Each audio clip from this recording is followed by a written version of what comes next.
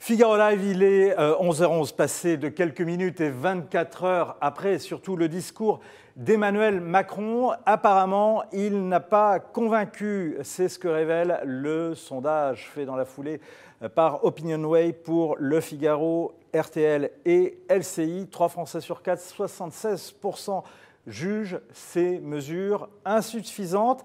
Alors, une question se pose, est-ce que c'est le problème de la pertinence de ces mesures? C'est la question qu'on vous pose sur Twitter, #Figaro Live, #les décrypteurs. Et là encore, vous êtes une large majorité à ne pas trouver ces mesures pertinentes. Eh bien, dites-nous pourquoi.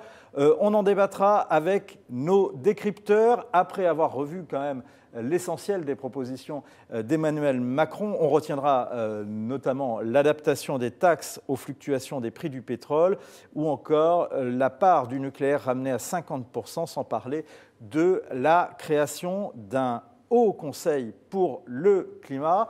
Et voici comment le chef de l'État entend concilier tous les défis en même temps. Au fond, ce que je veux faire comprendre aux Français, et notamment à tous ceux qui disent en quelque sorte, on entend le président de la République, on entend le gouvernement, ils évoquent la fin du monde, et nous on parle de la fin du mois. C'est que nous allons traiter les deux, et que nous devons traiter les deux.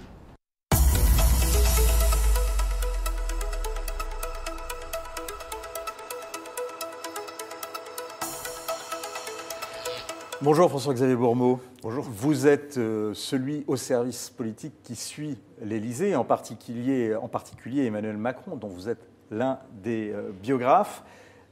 Est-ce qu'il pense qu'il a réussi son opération?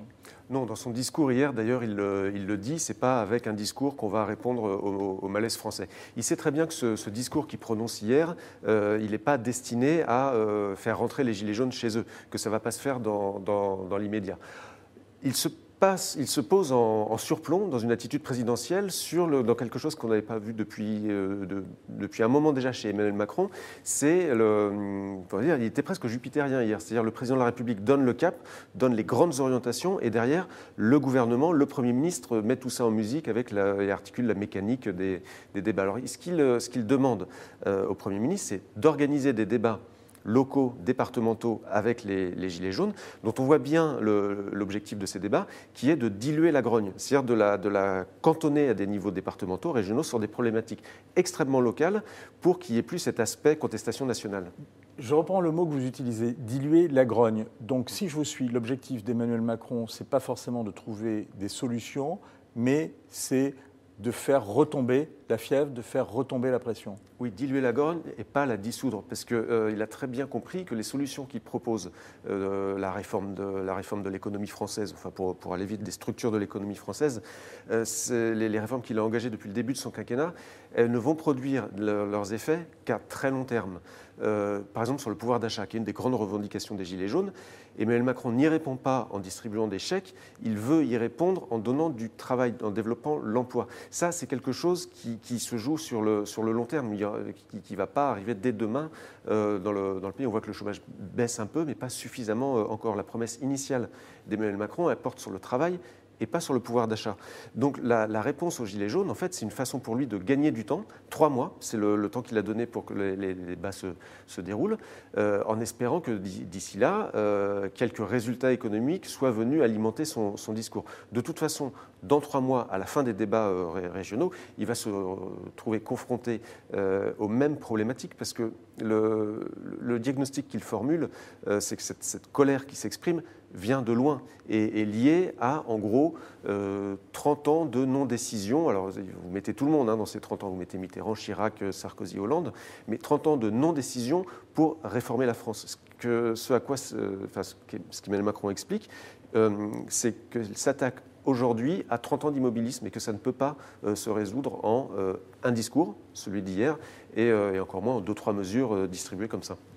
Et je salue Jean-Michel qui nous rejoint actuellement sur les forums du Figaro. Vous pouvez continuer à poser vos questions et venir débattre avec nous, venir commenter, comme vous l'avez fait nombreux hier, le discours d'Emmanuel Macron. On poursuit le débat. et avec justement votre ressenti et également vos questions. Quand on regarde le ressenti, on le disait tout à l'heure en début de cette émission, François-Xavier, il y a ce sondage donc fait par OpinionWay pour RTL et Le Figaro et LCI, et qui prouve donc que 76% trouvent que ces mesures sont insuffisantes. Est-ce qu'il y a d'autres points marquants dans ce sondage ? Il y a le soutien au mouvement des Gilets jaunes, dont il est intéressant de noter, non pas l'ampleur à 66%, mais la stabilité par rapport au premier sondage effectué sur le soutien des Français à ce mouvement. C'est même en hausse. C'est légèrement en hausse. Disons que c'est la proportion de Français qui soutiennent le mouvement des Gilets jaunes, pour l'instant, ne bouge pas.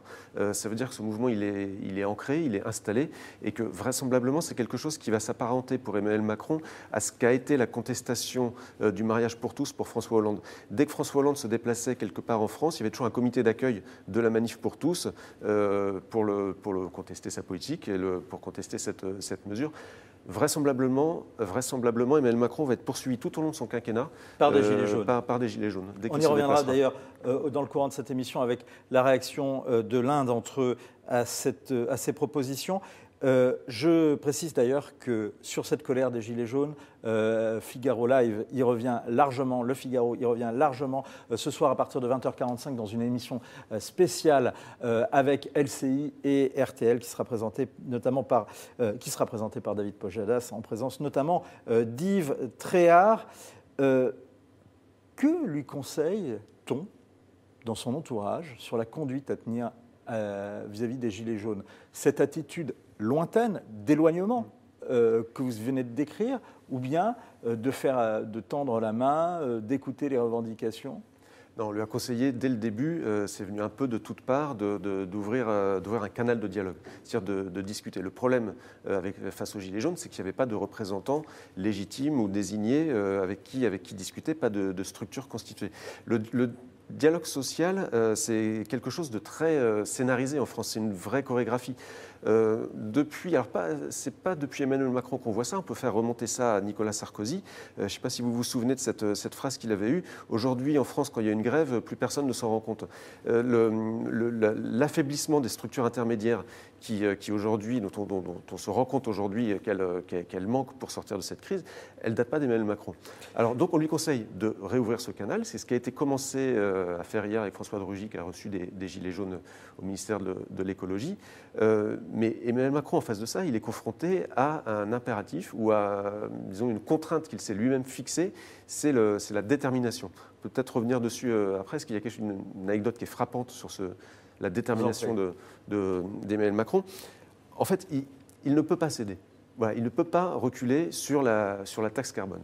Il y a l'été 2017, c'est-à-dire... La taxe carbone, c'est cette taxe qui est mise en place... Voilà. Pour justement, dans le cadre de la transition écologique et sur les... Qui est contestée par les Gilets jaunes et dont les Gilets jaunes demandent l'annulation. L'été 2017, Emmanuel Macron vient d'être élu. Il bénéficie encore de cette aura de jeune président moderne et réformateur. Il est encore assez populaire. Il réunit les principaux cadres de la Macronie, c'est-à-dire vraiment c'est très proche, ceux qui l'ont aidé à conquérir le pouvoir. Et il leur dit, voilà, bon, aujourd'hui tout va bien. On va connaître une impopularité très forte. Ça va baisser, mais s'il y a un seul critère sur lequel je ne veux pas baisser, je ne veux pas voir ce critère chuter, c'est celui de la détermination. Parce que le jour où les réformes que j'aurai mises en place vont produire leurs effets, alors le bénéfice que j'en retirerai sera décuplé. Là, aujourd'hui, il est pile dans cette situation-là. Contestation sociale très forte, insaisissable, et en face, Emmanuel Macron qui pourrait décider de lâcher un peu pour calmer la grogne, mais qui voit sa détermination mise à l'épreuve. C'est pour ça qu'il tient aujourd'hui. Est-ce que vous êtes sensible justement à cette détermination, à cette attitude, à cette stratégie d'Emmanuel Macron? Eh bien, dites-le nous en direct sur lefigaro.fr, sur le chat qui est à côté de ce player, c'est-à-dire de cet écran dans lequel vous voyez cette émission. Merci François-Xavier. Votre récit est à retrouver en ouverture de l'édition papier du Figaro de ce jour et bien sûr sur lefigaro.fr. Les propositions d'Emmanuel Macron vous paraissent-elles pertinentes? C'est la question qu'on vous pose sur Twitter, #Figaro Live, #Les Décrypteurs. Est-ce que vous êtes aussi sévère qu'en début d'émission? Eh bien, apparemment, oui. Et puis, vous êtes nombreux à ne pas être convaincus par la pertinence de ces propositions. Il y en a un autre qui n'est pas convaincu non plus par la pertinence de ces propositions. C'est le leader écologique écologiste Yannick Jadot. Il n'y a aucune annonce de mesures d'accompagnement, aucune annonce de justice sociale.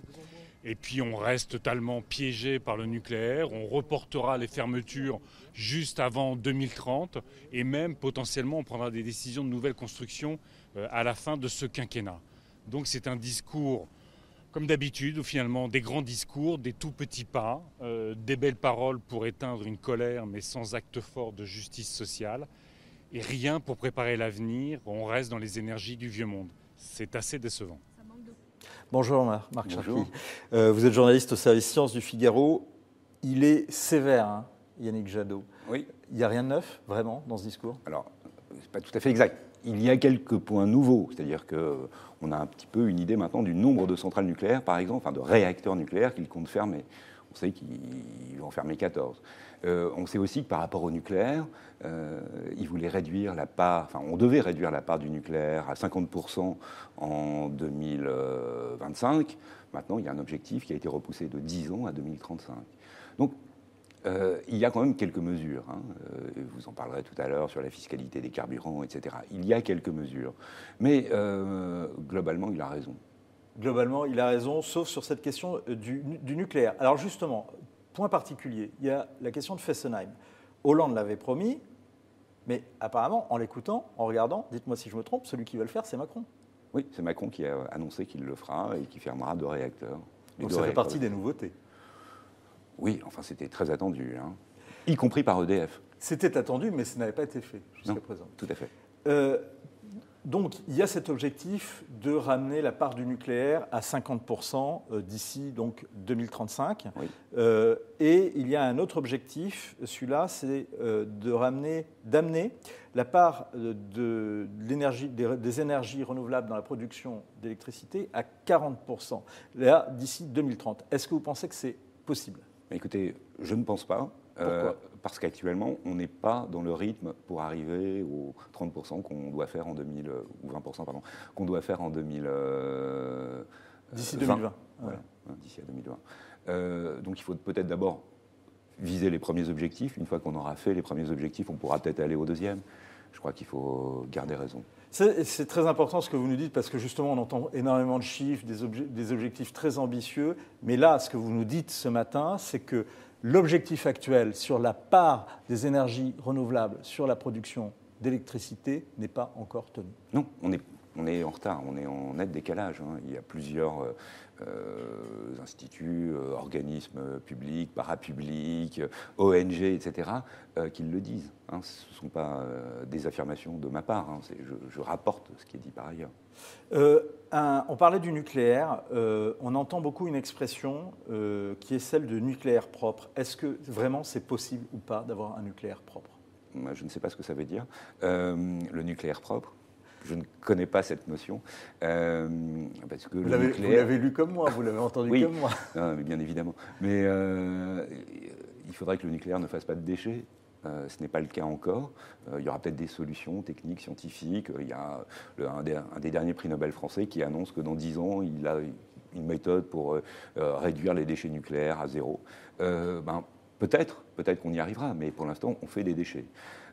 Parallèlement, sur sur la PPE, il annonce... Donc la PPE, c'est cette proposition... voilà, sur les 10 prochaines années, qu'est-ce qu'on va faire pour le climat et l'énergie en France au cours des 10 prochaines années. C'est pas un plan quinquennal, c'est un plan déquennal. Oui, enfin, oui. Sur l'objectif, il annonce la fermeture de 14 réacteurs, mais en parallèle, il annonce que EDF fournira un dossier en 2021 et sur la foi de ce dossier, sur les futurs réacteurs nucléaires qu'on pourrait construire en France, il prendra une décision avant 2022 et avant la prochaine présidentielle. Ce que vous êtes en train de me dire, c'est qu'on réduit la part, réduit la part du nucléaire, en tout cas on supprime certains réacteurs, mais on peut en créer de nouveaux. Exactement. François Langlais disait ce matin sur RTL, EDF peut se frotter les mains. Oui. Pourquoi?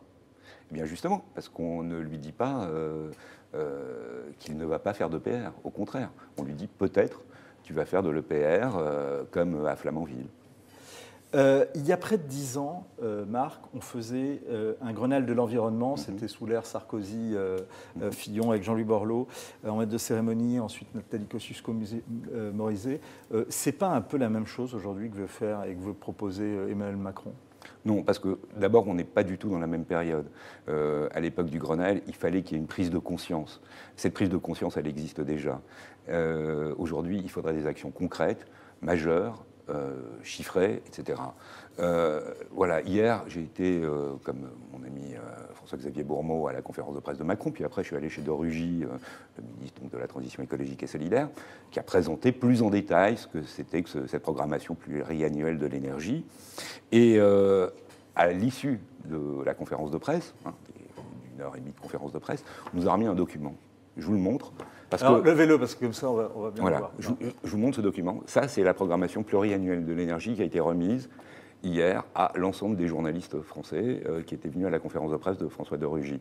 C'est une blague. Pourquoi? Parce que c'est un sujet un petit peu compliqué qui engage l'ensemble de la société pour les prochaines années. Et c'est 10 points clés. Et en 10 points clés, on résume la programmation pluriannuelle de l'énergie. Ce qui est intéressant, c'est que dans vos 10 points clés, justement, on passe quand même plusieurs points à dire qu'est-ce que c'est la programmation pluriannuelle de l'énergie. Oui. Donc, effectivement, il ne reste que 5 points où on va être un petit peu plus concret. Oui. Il y a quand même, comme vous le dites, il y a quand même des choses. Aussi, oui, il y a des éléments. Diversifier le mix énergétique, réduire l'usage de l'énergie fossile, mais c'est vrai, on ne va pas tellement plus concrètement que ce que disait Emmanuel Macron. Ouais, et Yannick Jadot, et les critiques de Yannick Jadot, étaient pertinentes. Pour essayer de montrer que c'est un petit peu fondé. Quoi, voilà. Alors, ça sera ma dernière question, justement. Parmi les mesures qui sont annoncées, il y a un haut conseil pour le climat. Oui. Qu'est-ce qu'il peut apporter?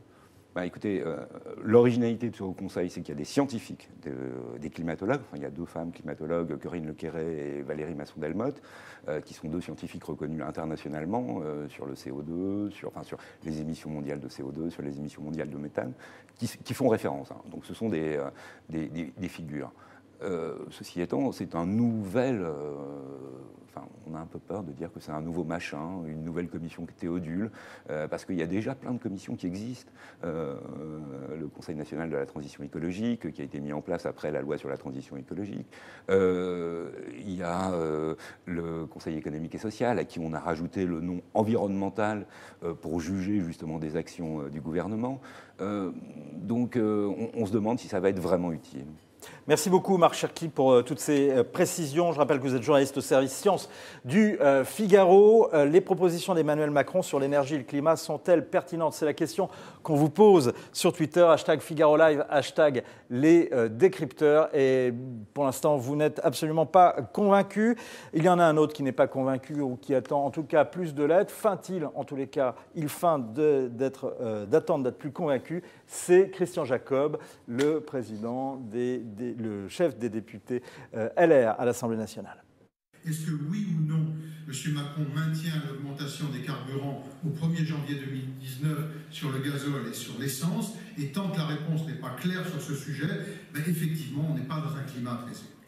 Bonjour Guillaume Guichard. Bonjour. Vous êtes journaliste au service économie, vous êtes spécialiste des questions fiscales notamment. Justement, on vient d'entendre Christian Jacob, qui a du mal à comprendre ce que veut faire Emmanuel Macron sur l'adaptation de la taxe sur les carburants en fonction de la variation des prix du pétrole. Est-ce que vous pouvez rapidement, de façon pédagogique, on a de moins en moins de temps, nous traduire ça? Oui, en fait, Emmanuel Macron fait le constat que la flambée des cours du baril là, en octobre a provoqué la colère des Gilets jaunes. En plus, parce que la flambée s'est ajoutée à la hausse... C'est pas sa taxe, c'est la flambée des prix du pétrole. C'est la faute de l'Arabie Saoudite. Non, pour un tiers... Bon, pour les 2 tiers, c'est la faute de la flambée du prix du baril. Et pour un tiers, c'est l'augmentation de la fiscalité carbone qui se répercute sur la fiscalité des carburants. Augmentation qui a eu lieu au 1er janvier 2018, donc c'était bien avant le mois d'octobre. Et donc il a fait ce constat que les deux ensemble, ça fait une énorme hausse. Donc il a dit hier que au cas où les prix du baril sur le marché international, qu'il ne maîtrise pas, explosent, il va faire un effort sur ce que lui maîtrise, c'est-à-dire la fiscalité française. Il va dire on va annuler pendant 2-3 mois la hausse de fiscalité le temps que le pic, entre guillemets, donc il y a une redescende. possibilité justement finalement qu'il s'offre de baisser en partie la fiscalité sur le prix du carburant. Tout à fait. Alors c'est très encadré, enfin, ce sera très encadré, on l'imagine, et d'ores et déjà, il dit que ce sera seulement la baisse de la taxation, se fera pas plus de, par exemple, 3,5 centimes sur l'essence et 7 centimes sur le diesel. Pourquoi ces chiffres? Parce qu'en fait, il a dit que ne seront annulés en cas de pic du prix du baril que les hausses actées l'année en cours. C'est-à-dire qu'en fait, jusqu'en 2022, les taxes sur les carburants vont augmenter chaque année de 3 centimes, donc 3 centimes et demi sur l'essence et 7 centimes sur le diesel. Donc chaque année, ça va augmenter. Mais si par exemple, il y a en mars prochain un pic du prix du baril, il annulera temporairement ces hausses qui seront survenues au 1er janvier 2019. C'est vrai qu'il faut arriver à suivre, même si vous l'expliquez très, très pédagogiquement. Un internaute du Figaro, Gilles, nous dit « Ce mécanisme de taxation flottante a déjà été testé sous le gouvernement Jospin entre 2000 et 2002 sans grand succès. » Alors effectivement, il y avait un mécanisme de TIPP flottante. TIPP, c'est l'ancien nom de la taxe sur les carburants. Maintenant, ça s'appelle TICPE. Cette TIPP flottante a été mise en place pas très longtemps, entre 2000 et 2002, effectivement. En fait, ça a coûté très cher et ça n'a pas forcément fait baisser énormément le prix des carburants. Ce qu'il fait aujourd'hui, ce que Emmanuel Macron propose aujourd'hui est un peu différent. Ça devrait coûter beaucoup moins cher et l'impact sera peut-être un peu meilleur, mais très temporaire, encore une fois. Qu'est-ce que vous retenez d'autre du discours d'Emmanuel Macron, vous qui l'avez écouté avec votre oreille de spécialiste des questions fiscales et des collectivités locales? Alors, il a ouvert la porte à de nouvelles baisses d'impôts. Il a fait le constat aussi qu'au mois d'octobre, entre octobre et décembre, il y aura 7 milliards d'euros de baisse d'impôts et de cotisations sociales qui sont mises en place par le gouvernement, avec la baisse des cotisations chômage pour les salariés, pour les actifs, et la suppression de 30% de la taxe d'habitation qui est donc survenue en octobre. Ces 7 milliards d'euros n'ont pas suffi, manifestement, puisqu'on a une colère anti-fiscalité qui n'a jamais quasiment été observée en France ces 10 dernières années, qui survient. Donc 7 milliards, c'est pas assez. Donc il se dit, ça n'a pas été vu, mes baisses d'impôts n'ont pas été perçues par les Français. Donc peut-être faut-il que j'en fasse plus. Ce qui est important, c'est ce que disait d'ailleurs Cécile Crouzel, il me semble, dans le Figaro aujourd'hui, c'est que vraiment, il se réserve la possibilité de réduire encore plus les impôts. Oui, le pendant de cette ouverture, c'est qu'il dit je ne peux pas baisser les impôts sans baisser en face la dépense publique, puisque les impôts financent la dépense publique. Donc ça veut dire que s'il veut baisser davantage les impôts, il va falloir qu'il baisse davantage à la dépense publique. Ce qu'il a très peu fait pour l'instant. Qu'il n'a pas fait et qu'il n'a pas touché depuis le début de son quinquennat. Est-ce que les provinces, les collectivités ont les moyens de faire des propositions pour la transition écologique, puisque c'est ça qu'ils demandent et c'est ça qu'ils proposent? En tout cas, une l'a déjà fait, c'est les Hauts-de-France, présidée par Xavier Bertrand, avec un chèque, on va dire un chèque carburant distribué aux ménages qui font plus de, je crois, 30 km pour aller au travail. Donc d'autres collectivités peuvent mettre ce même genre de mécanisme en place. Tout dépend de l'état de leurs finances. Et Emmanuel Macron a déjà annoncé que, au cas où ces choses seraient mises en place, ces chèques des collectivités aux Français pour payer leur carburant seront défiscalisés.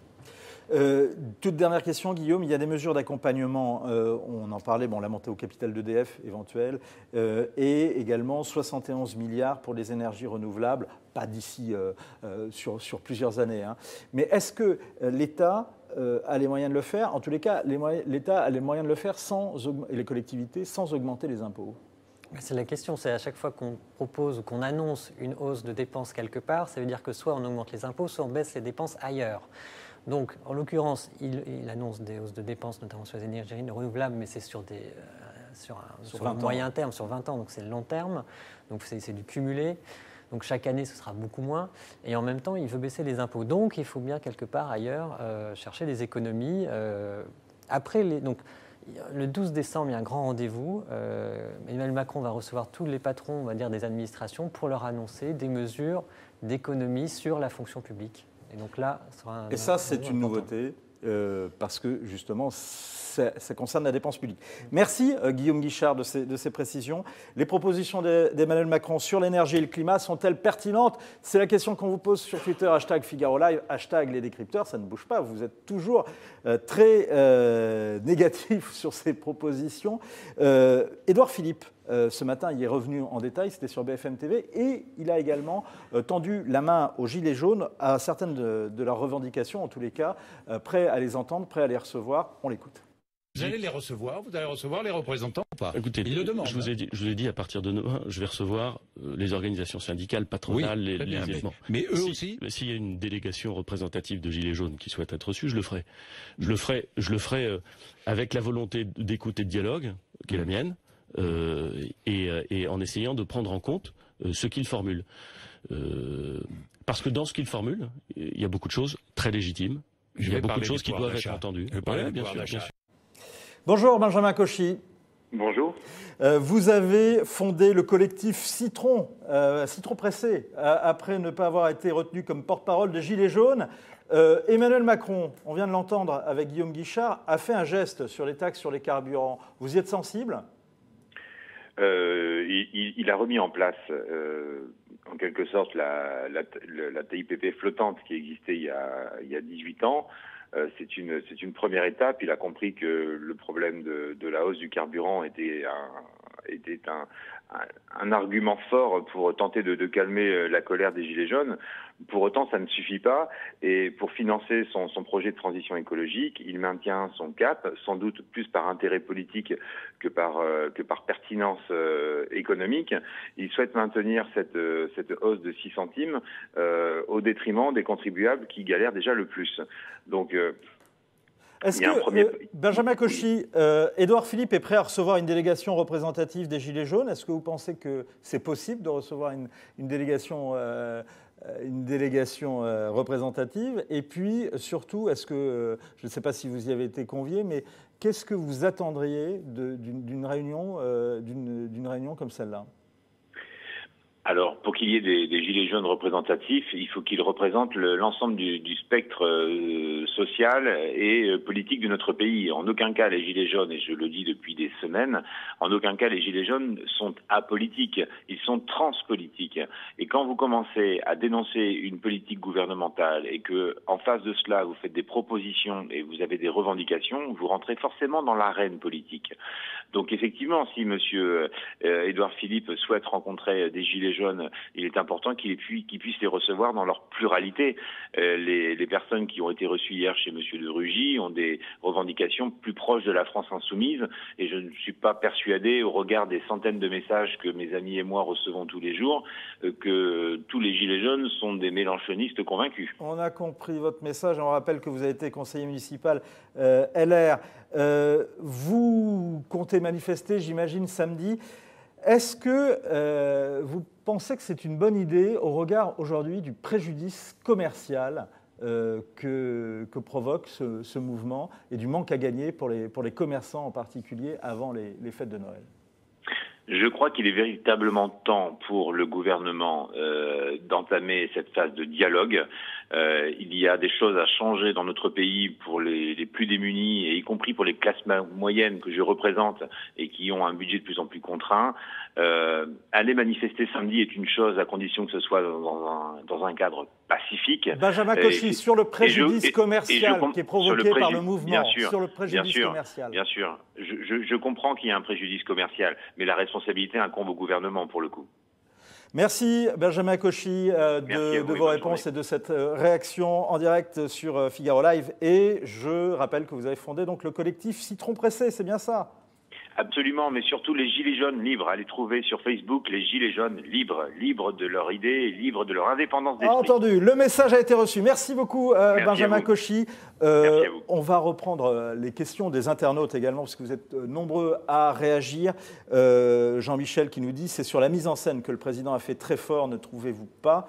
En tous les cas, je ne sais pas si c'était très recherché, mais effectivement, il y a eu cette mise en scène qui a contribué à cette verticalité Oui, alors à laquelle il aspire. Sur la mise en scène, peut-être juste une précision.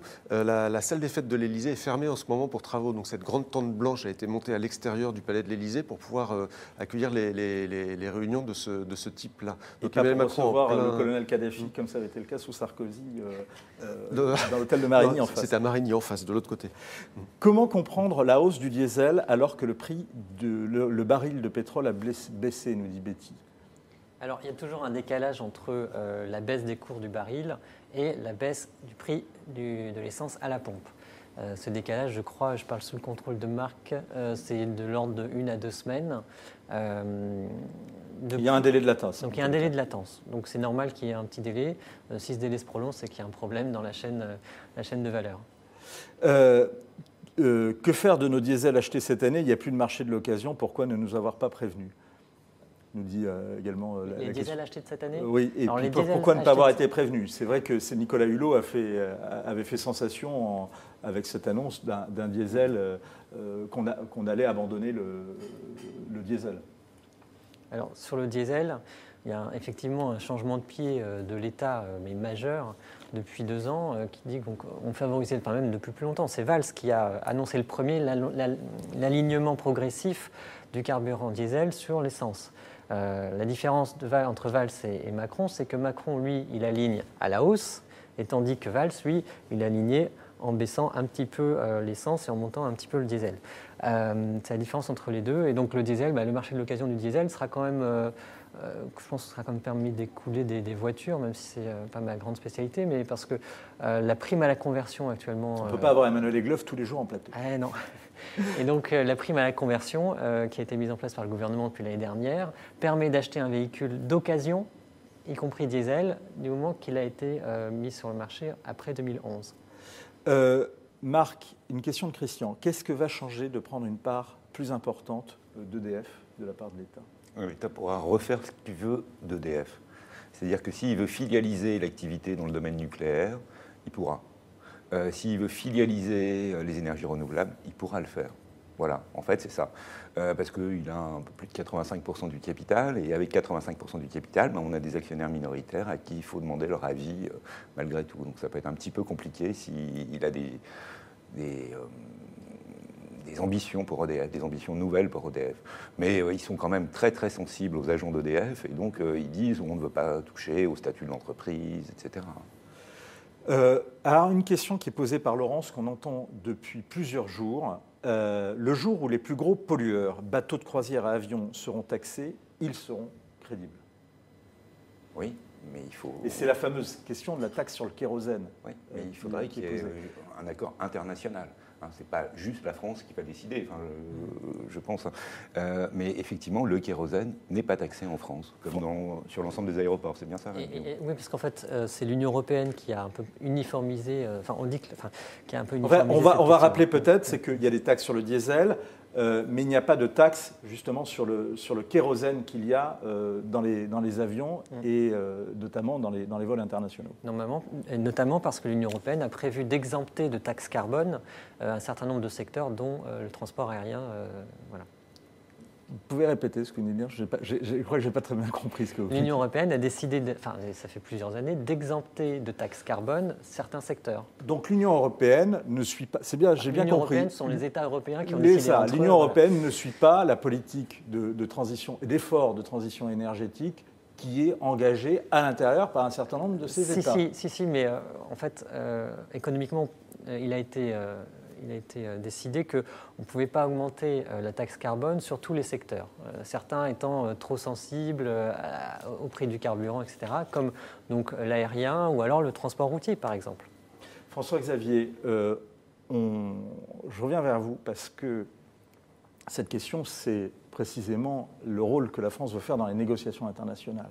On voit bien que Emmanuel Macron apparemment se positionne pour la COP24, dans les prochains jours en Pologne. Mais est-ce qu'à l'Élysée, on évoque au moins cette idée d'évoquer de de négocier ou de mettre sur la table des négociations justement cette taxation, un mécanisme de taxation du kérosène.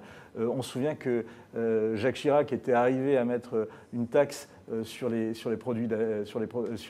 billets d'avion. Est-ce que cette idée de taxer le kérosène au niveau international pour lutter contre justement la pollution, pour la transition énergétique, est évoquée dans les milieux français?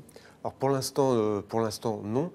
Faut bien voir. C'est même pas évoqué ou c'est un sujet tabou? Non, enfin, on a parlé comme ça, mais ça n'aurait pas venu à l'idée. Pour l'instant, c'est pas sorti. En tout cas, si ça a été étudié, c'est pas sorti de l'Élysée. Il faut bien voir que ce genre de discussion est extrêmement compliqué, d'autant plus qu'on se rapproche d'une échéance européenne majeure pour Emmanuel Macron.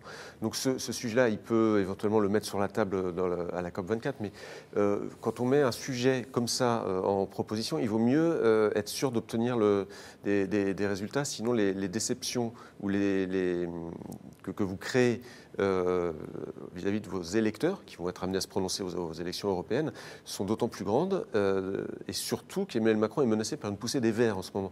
Donc faire une proposition qu'on n'est pas sûr de pouvoir obtenir, c'est un peu risqué. Puisque vous parliez des Verts, ce que disait à l'instant Benjamin Cauchy sur la France Insoumise et les représentants des Gilets jaunes qui ont été reçus hier, vrai, faux? Oui, très intéressant. On voit bien que la stratégie d'Emmanuel Macron est en train de commencer à produire ses fruits. Vous avez de diviser, de pourrir. Voilà, parce que vous avez donc les gilets jaunes, vous avez les gilets jaunes citron pressé, les gilets jaunes canal historique, canal mélenchoniste. On voit bien que ça commence à partir dans tous les sens et que face à un mouvement comme ça, c'est d'autant plus facile de s'imposer. Pourquoi on ne pourrait pas taxer les marchandises? Ce sera l'une des dernières questions, nous demande WB, en fonction de leur provenance, distance parcourue et origine état pollueur. C'est une idée de faire une taxe CO2 à l'importation, une taxe de dioxyde de carbone, pour prendre en compte c'est une idée qui a été évoquée déjà par Nicolas Sarkozy, puis je crois par Emmanuel Macron, quand les États-Unis ont décidé de sortir de l'accord de Paris. On taxerait les produits à l'importation au niveau européen. Et une question encore pour vous, Marc. Flo qui nous demande qu'est-ce qui est acceptable, nous dit-elle. Le discours de Macron d'hier, par exemple, qui parle d'éoliennes sur la mer quand on lui dit qu'on n'a plus rien dans le frigo. Dans cette question, il y a cette affaire des éoliennes. Un des points, c'est qu'il veut développer l'éolien terrestre. Est-ce que c'est pertinent, l'éolien terrestre, au plan environnemental? Tout est bon à prendre. En Ça matière de va transition créer des écologique. problèmes en matière justement de pollution des paysages, notamment. Il y a un problème en termes de pollution des paysages, effectivement. Le bruit? Le bruit n'est pas si énorme que ça. Le problème, c'est qu'il y a d'énormes les recours sur le développement de l'éolien terrestre est énorme en France. Il y a énormément de recours possibles. Donc on devait faire une simplification. Je ne sais pas encore où on en est dans les processus de simplification sur les recours, parce que entre le moment où on lance un projet et où l'éolien sort de terre, il se passe 7 ans au minimum. Donc, mais il faut tout prendre. Il faut prendre toutes les énergies possibles et qui ne consomment pas de CO2, enfin qui n'émettent pas de CO2. Juste une toute dernière question, pourquoi ils ne privilégient pas plus dans ce cas-là l'éolien maritime, offshore? Ils ont parlé de l'éolien offshore hier, ils ont annoncé qu'ils feraient 3 nouveaux... Il y a moins d'investissement dans l'éolien offshore que dans l'éolien terrestre? Non, c'est parce que c'est un petit peu compliqué et qu'il y a eu des recours également et qu'en France on peut faire énormément de recours et que donc les projets sont longs à développer réellement. En toute dernière question, celle de WB, entre la grogne actuelle, les baisses de budget dans les services publics, la réforme des retraites, ça risque d'être difficile pour Emmanuel Macron. Oui, ils ont bien vu que le capital politique d'Emmanuel Macron est en train de fondre, enfin même fondu comme neige au soleil. Cela dit, il faut bien voir que les institutions de la Ve République assurent au président de la République de pouvoir continuer à mener sa politique. Tant qu'il a une majorité à l'Assemblée nationale et un groupe majoritaire solide au sein duquel ne se développe pas un groupe de frondeurs qui menacerait le vote de ces réformes, il ne risque pas grand-chose d'un point de vue strictement politique. Il faut se souvenir que François Hollande, avec un groupe d'une trentaine de frondeurs, qui est apparu très tôt dans son quinquennat, qui a même menacé à un moment de voter une motion de censure contre sa politique, François Hollande a réussi en fin de quinquennat à faire voter la loi El Khomri qui était à l'opposé de ce que soutenait son camp. Donc Emmanuel Macron, sur ce volet-là, en tout cas sur l'assise politique qui lui permet de faire voter ses réformes, n'a pas beaucoup de risques pour l'instant. Je prendrai juste une dernière réaction. C'est Rogue One qui nous souligne ce problème. Comment une personne handicapée à 80% à qui on n'accordera pas de crédit peut faire pour changer de voiture? C'est l'une des vraies questions et c'est des questions qui reviennent souvent dans le chat du Figaro. On n'a pas pu toutes les prendre. On a pris l'essentiel, on les a regroupées. Merci beaucoup de nous avoir suivis. Vous êtes toujours une large majorité à ne pas être convaincus par la pertinence des propositions d'Emmanuel Macron. On y reviendra en particulier ce soir dans une édition spéciale qui aura lieu sur Figaro Live avec LCI et RTL sur la colère des Gilets jaunes avec David Pujadas, Yves Tréhard. Rendez-vous à 20h45. Yves Tréhard, vous allez le retrouver dans quelques minutes. Il reçoit Brice Hortefeux dans le talk cet après-midi. Figaro Live continue. Figaro Live musique à 16h, 17h, point de vue avec Guillaume Roquette. Et à 18h, les championnats du monde d'échecs. Avant, bien sûr, cette soirée exceptionnelle et spéciale qu'on vous propose de suivre en direct sur lefigaro.fr à partir de 20h45 sur la colère des Gilets jaunes.